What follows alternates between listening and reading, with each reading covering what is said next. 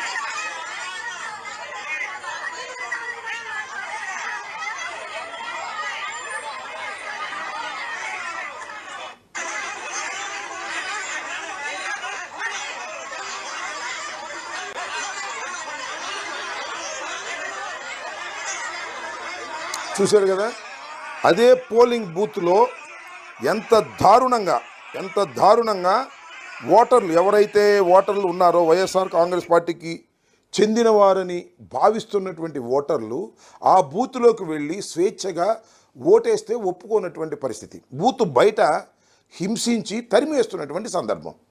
దీని మీద పిల్లల రామకృష్ణారెడ్డి గారు రిపోర్ట్ చేశారు. But nobody is caring that.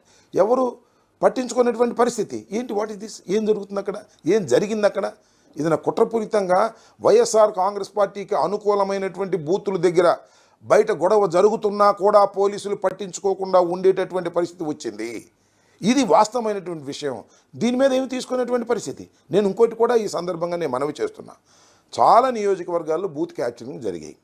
నా కాన్స్టిట్యున్సీలో కూడా బూత్ క్యాప్చరింగ్ జరిగి తెలుగుదేశం వాళ్ళు ఓట్లు వేసుకున్నారు. ఆ వెబ్ క్యామ్లు ఓపెన్ చేయండి అంటే ఓపెన్ చేసినటువంటి సందర్భం లేదు. దాని మీద యాక్షన్ తీసుకున్నటువంటి సందర్భం లేదు.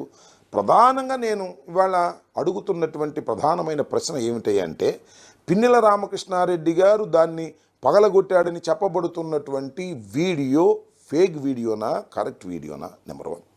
నెంబర్ 2, కరెక్ట్ వీడియో అయితే ఎలా ఎన్నికల కమిషన్ దగ్గరికి రిలీజ్ కాకోకుండా ఎందుకు లోకేష్ దగ్గర రిలీజ్ అయింది, ట్విట్టర్లో ఎందుకు పెట్టాడు, దాని మీద ఎన్నికల కమిషన్ యాక్షన్ తీసుకోవడానికి ప్రయత్నం చేయటం ఏమిటి అనే విషయాలను దయచేసి ఆలోచన చేయవలసినటువంటి అవసరం ఉందని ఈ సందర్భంగా నేను చెప్పదలుచుకున్నాను.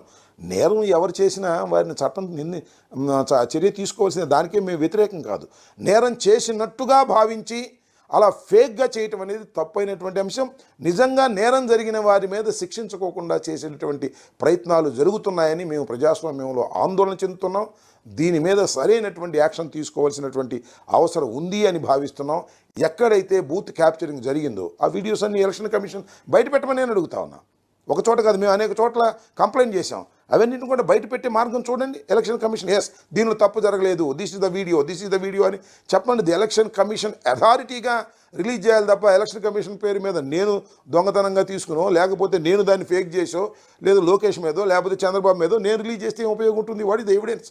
అది కంక్లూజివ్ ఎవిడెన్స్ కాదు, అది పవిత్రమైన ఎవిడెన్స్ అంతకంటే కాదు అనే విషయాన్ని దయచేసి అర్థం చేసుకోవాలని ఈ సందర్భంగా నేను కోరుతున్నాను. ఎన్నికల అధికారులు కూడా, ఎన్నికల కమిషన్ కూడా దీని మీద సరైనటువంటి విచారణా మార్గాన్ని ఎన్నుకోవాలని కోరుతున్నాను.